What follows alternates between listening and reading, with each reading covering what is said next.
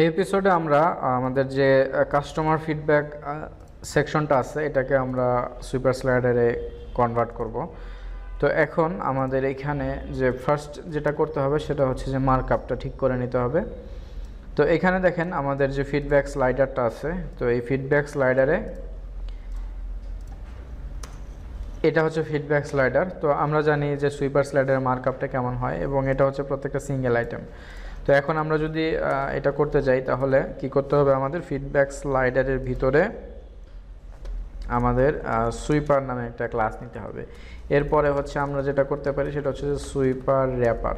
ওকে, sweeper wrapper নামে একটা class থাকবে। এরপরে হচ্ছে সুইপার স্লাইড নামে আর একটা ক্লাস থাকবে। ওকে, তো এটা হচ্ছে ব্যাপার, এটা হচ্ছে সুইপার স্লাইডারের ইনিশিয়াল যে সেটআপ সেটা।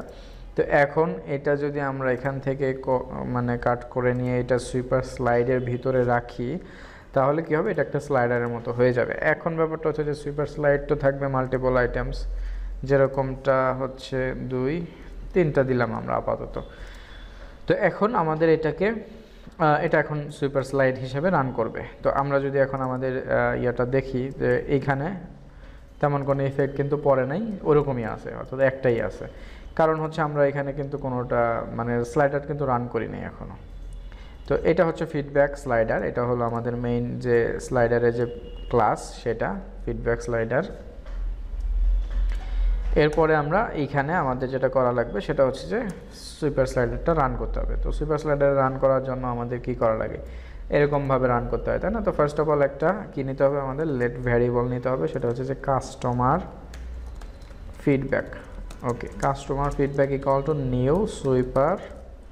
ওকে, এইখানে আপনার হচ্ছে ক্লাসটা দিতে হবে। হ্যাঁ, এই যেটা হচ্ছে ফিডব্যাক স্লাইডার, এটা হলো ক্লাস, এবং একটা কমা দিয়ে আপনাকে কি করতে হবে, এইটার ভিতরে যত অপশন আছে সেটা আপনাকে এখানে লিখতে হবে। অর্থাৎ স্লাইডস পার ভিউ আমরা দিব হচ্ছে 1, যেহেতু 1ই হবে, এবং এটাই তো জাস্ট এটা। এরপরে হচ্ছে আমরা কি করতে পারি, ন্যাভিগেশন, অ্যারোস এগুলো থাকবে কিনা এগুলো আমরা দেখতে পারি। যেহেতু এখানে তেমন কিছুই নাই তো সেহেতু আমরা এখানে ন্যাভিগেশন বলেন, অ্যারোস বলেন, এগুলো কিছু দিলাম না। তো এটা এই যে স্লাইড হচ্ছে, তো আমরা এখন কি করতে পারি, অটো প্লে করতে পারি, যেটা অটোমেটিকভাবে প্লে হবে, এটা আমরা করে দিতে পারি এখানে। ঠিক আছে, তো সেক্ষেত্রে সুইপার স্লাইডের অটো প্লে করার সিস্টেমটা আসলে কি দেখেন, এখানে সুইপার জেএস, এরপর আমরা এখানে গেলাম, এটার পরে আমরা হচ্ছে রিসোর্সের ডেমোস, এবং এই জায়গায় আমরা অটো প্লে নামে দেখেন কোনো অপশন পান কিনা, বা এগুলা যে এখান থেকে যে অপশনগুলো আছে এগুলো প্র্যাকটিস করতে করতে দেখবেন যে অটো প্লে নামে একটা অপশন আপনারা এখান থেকে পেয়ে যাবেন, এই যে অটো প্লে। তো অটো প্লেটার মানেটা হচ্ছে যে এটা অটোমেটিকলি এই যে স্লাইড চেঞ্জ হবে, কিছুই করা লাগবে না, অটোমেটিকলি স্লাইড চেঞ্জ হবে। তো এটা করার জন্য আমরা কি করতে পারি, করে গেলাম, করে যাওয়ার পরে আমরা দেখবো যে এটা আসলে কীভাবে করে এবং কোন সেটিংসের জন্য আসলে আমাদের এই অটো প্লেটা চালু হচ্ছে। তো এইখানে এটা হচ্ছে আমাদের জাভাস্ক্রিপ্টের কোড। তো দেখেন এইখানে অটো প্লে নামে একটা অ্যারে আছে। তো এখানে আমরা যেটা করতে পারি সেটা হচ্ছে যে এই অটো প্লের মধ্যে কি আছে, ডিলে অর্থ টাইম দেওয়া আছে, মানে কতক্ষণ পরে পরে সে কি করবে, স্লাইড চেঞ্জ হবে। এবং ডিজেবল অন ইন্টারাকশন মানে ফলস। ডিজেবল অন ইন্টারাকশন মানেটা হলো যে এইখানে আপনার যদি আপনি কোনো কিছু মানে ক্লিক করেন, অর্থাৎ এটাতে ক্লিক করেন অথবা এইখানে ক্লিক করেন, তারপরেও কিন্তু স্লাইডার বন্ধ হবে না, এই যে স্লাইডার চলতেই আছে। কিন্তু আপনি যদি ডিজেবল অন ইন্টারাকশনটা উঠায় দেন বা ট্রু করে দেন তাহলে কি হবে, স্লাইডের মধ্যে আপনি যদি ক্লিক করে কোনো স্লাইড চেঞ্জ করেন তার হলে সাথে সাথে অটো প্লেটা বন্ধ হয়ে যাবে, কারণ তখন স্লাইডার বুঝতে পারবে যে না আপনি ম্যানুয়াল ইন্টারাকশন করতেছে, তো যার কারণে সে অটোমেটিকলি আর চালু করবে না স্লাইডারটা। তো দুইটাই আমরা নিলাম এখানে, এটা আমরা কপি করে নিলাম, নেওয়ার পরে আমরা কী করব, আমরা এই জায়গায় এটাকে পেস্ট করে দিব।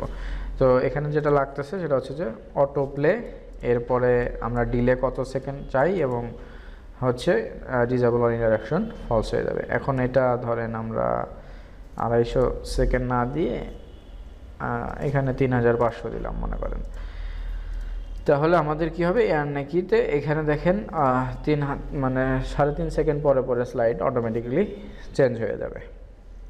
এই যে এইভাবে অটোমেটিকলি চেঞ্জ হয়ে যাচ্ছে। তো এটা হচ্ছে মানে সুইপারের একটা বেসিক যে স্লাইডার, এটা একটা বেসিক স্লাইডারের মধ্যেই পড়ে আর কি। তো এই হচ্ছে ব্যাপার। তো এইভাবে আমরা যে কোনো স্লাইডারকে কিন্তু আমরা সুইপারে কনভার্ট করে ফেলতে পারি। আর যেহেতু সবসময় এটার আইটেম একটাই থাকবে, তো এখানে রেসপন্সিভে আসলে তেমন কিছুই করা লাগবে না, কারণ এটা অলরেডি রেসপন্সিভ হয়েই আসতেছে। কিন্তু এখন আপনার আইটেম তো একটাই থাকবে সবসময়, তো সেক্ষেত্রে এই যে এরকমই থাকবে সবসময়। তো এই হচ্ছে ব্যাপার। তো এখন আমরা নেক্সট এপিসোডে আমাদের মোটামুটিভাবে সুইপার স্লাইডারের বাকি যে ফাংশনগুলো আছে এগুলো আপনারা প্র্যাকটিস করবেন। এখানে আসলে সবগুলো পয়েন্ট যদি দেখাইতে যাই এটা আসলে অনেক সময় সাপেক্ষ ব্যাপার। তো নেক্সট এপিসোডে আমরা যে কোয়ারি শেখা শুরু করব এবং যে কোয়ারির প্লাগইন নিয়ে কীভাবে কাজ করা যায় এই জিনিসগুলো দেখব।